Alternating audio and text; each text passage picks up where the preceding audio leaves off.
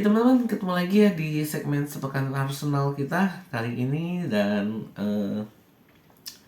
ya seperti biasa, ini adalah segmen dimana saya merekap berita-berita tentang Arsenal selama sepekan kemarin, dimana saya sudah menulis ya berita-berita tersebut di community post saya. Jadi teman-teman kalau mau lihat juga berita-berita ini sudah ada, tinggal dibaca di community post saya gitu ya. Nah, untuk segmen minggu ini saya memang agak telat sehari karena saya memutuskan untuk merekamnya sehari setelah deadline day selesai gitu ya. Jadi saya memutuskan untuk biar musim transfer itu selesai dulu, karena biasanya akan ada banyak berita nih pada saat deadline day gitu ya. Tapi ternyata nggak terlalu banyak juga, tapi ya sudahlah, karena saya putuskan untuk sehari setelahnya, makanya baru tayang hari ini gitu ya. Oke, untuk beritanya yang pertama kita mulai dengan berita ringan kita ya. Bukayo Saka memenangi PFA Young Player of the Year gitu sebagai pemain muda terbaik untuk musim 2022-2023 tuh ya. Bersaing melawan banyak sekali pemain-pemain muda juga ya, termasuk Erling Haaland, di mana Haaland ya walaupun kalah tapi Haaland menang sebagai pemain terbaik. Jadi kalau Saka pemain muda terbaik, Haaland memenangi sebagai pemain terbaik. Yang menurut saya harusnya sih kalau Haaland bisa menang pemain terbaik, harusnya pemain muda terbaik juga dia menangi ya.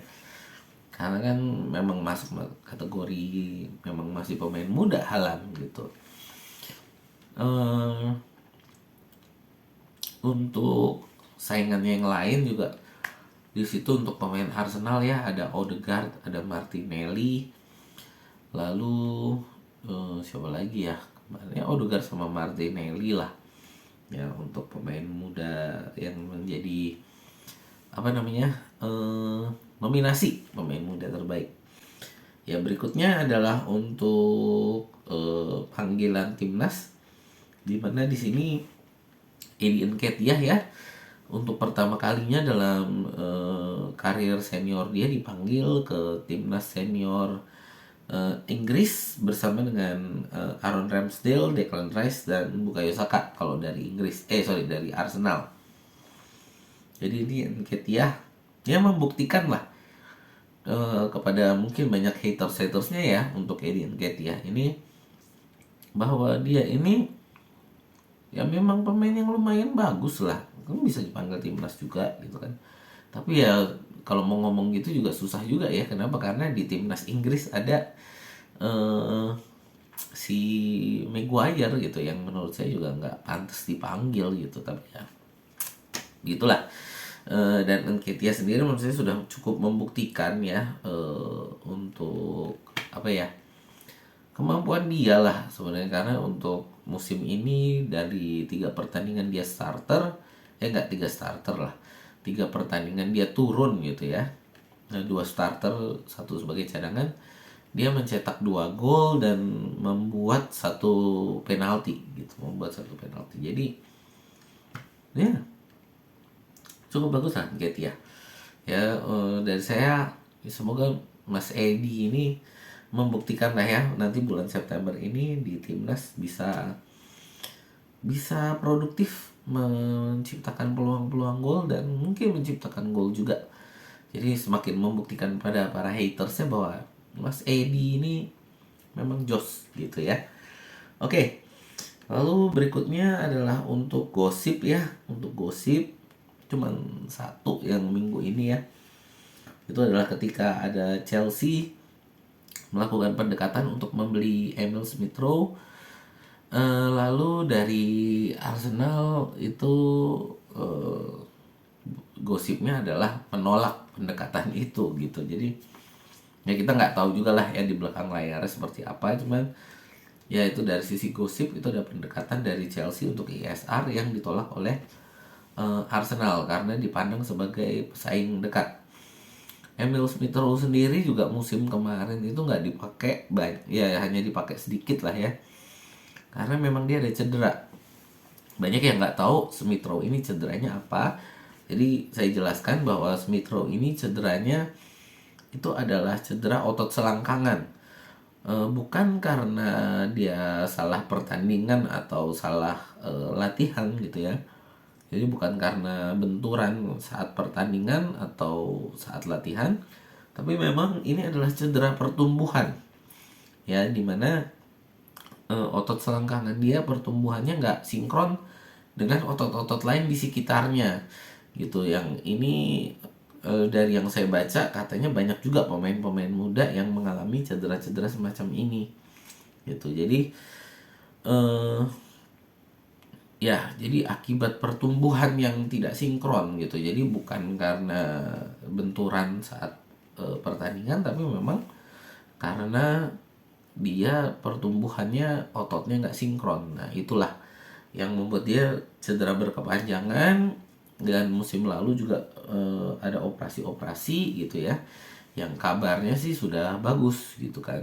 Seharusnya sih kalau dia nggak cedera, mungkin posisi dia saat ini adalah posisi yang ditempati oleh Odegaard. Odegaard itu kan dibeli karena untuk melapis Smith Rowe gitu, yang justru malah ternyata jadi gacor banget nih Odegaard gitu ya. Itu untuk Emil Smith Rowe. Lalu berikutnya untuk berita pertandingan ya. Berita pertandingan yang teman-teman tahulah, yang terakhir kita pertandingan itu 2-2 ya melawan Fulham. Bisa teman-teman lihat juga di match reaction saya di sini. Ya itu yang lebih detail ya. Cuman untuk catatan saya ya itu memang kita, kelemahan kita tidak mampu mempertahankan keunggulan gitu. Jadi itu kesalahannya bukanlah di attacker, tapi di defender kita yang terlalu mudah kebobolan gitu ya.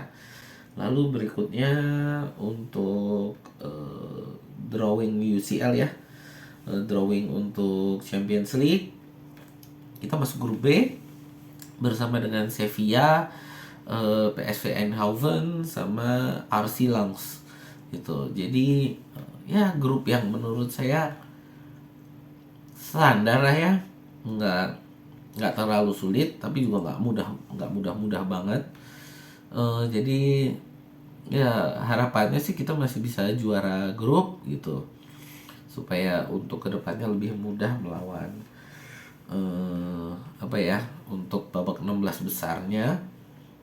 Kalau dari yang lain ya, dari Manchester City, Manchester United sama Newcastle, menurut saya ini yang paling susah itu adalah Newcastle itu.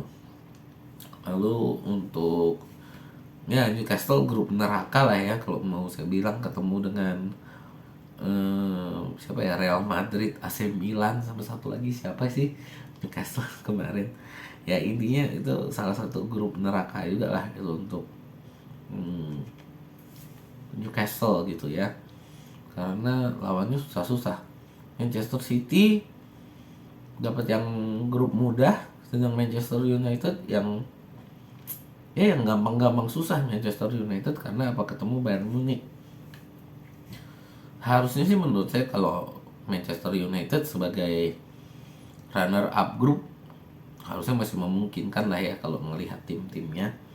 Tapi ya kita lihat aja nanti kedepannya gimana itu untuk pertandingan Champions League ya. Lalu untuk yang terakhir, nah ini ya tadi untuk deadline day.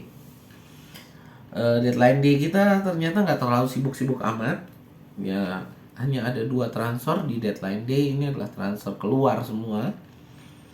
Rob Holding dijual ke Nottingham Forest untuk 4 juta pound sterling dan Lokonga dipinjamkan ke Luton Town. Jadi untuk Rob Holding ini tahun depan dia sebenarnya kontraknya habis ya. Jadi harus dijual juga. Arsenal tidak ada rencana untuk memperpanjang. Jadi dijual dan yang mau beli ya saat ini hanya ada dari Nottingham Forest gitu ya. Nottingham Forest sendiri juga baru beli dari kita kan kemarin adalah Matt Turner ya itu. Jadi dan beberapa pemain kita juga sebenarnya dicoba dibeli oleh Nottingham Forest. Jadi Forest sendiri nih musim ini banyak beli pemain, sekitar 14 kalau nggak salah kedatangan pemain baru mereka di jendela transfer kali ini gitu ya. Jadi eh, cukup sibuk Forest. Lalu berikutnya Lokonga yang saya pikir kemarin tuh udah positif mau ke Burnley ya. Ternyata negosiasinya gagal. Untuk negosiasi gaji sempat juga di apa namanya di target oleh Brighton. Lalu akhirnya di deadline day ini malah ke Luton Town. Ya, Luton Town ini adalah klub yang baru promosi di musim ini ya.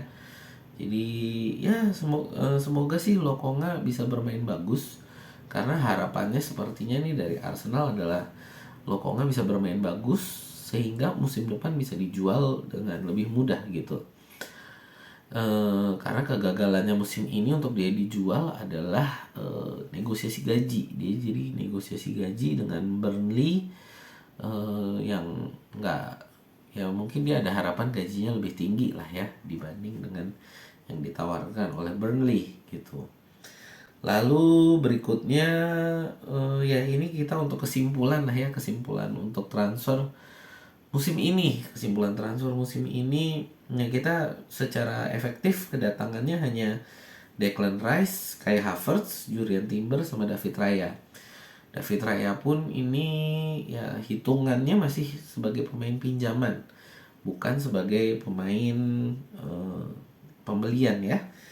Lalu untuk transfer keluar kita ada Balogun, Xhaka, Turner, Auston Trusty, Pablo Mari, Kieran Tierney, Rob Holding, Nuno Tavares, Marquinhos, Ainsley Maitland-Niles, lalu Lokonga, Arthur Okonkwo, sama Alex Runarsson ya.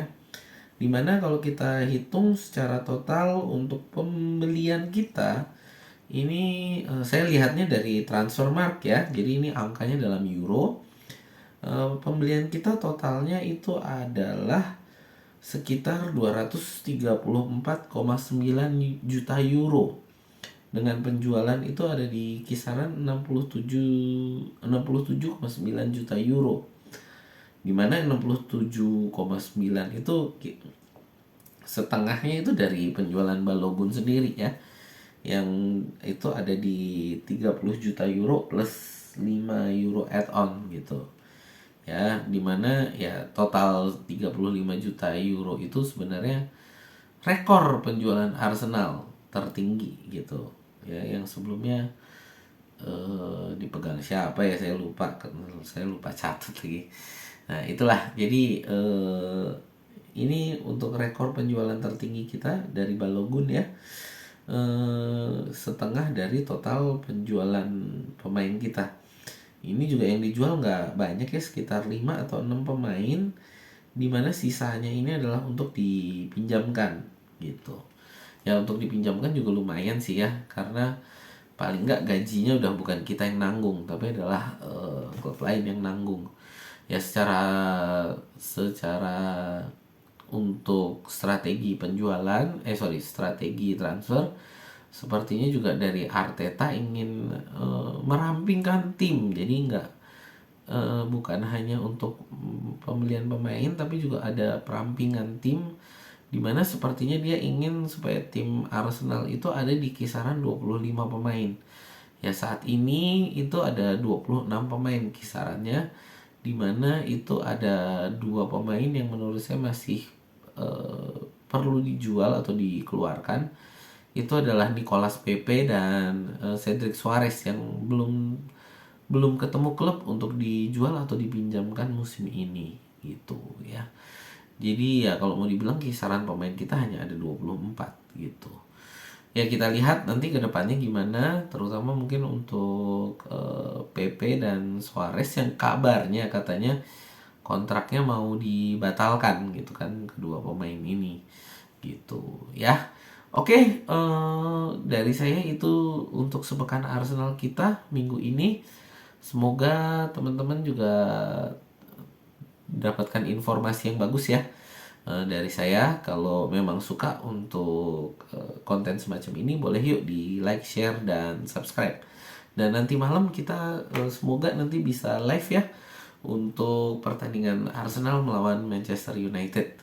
Oke, sekian dari saya. Sampai jumpa di video kita berikutnya.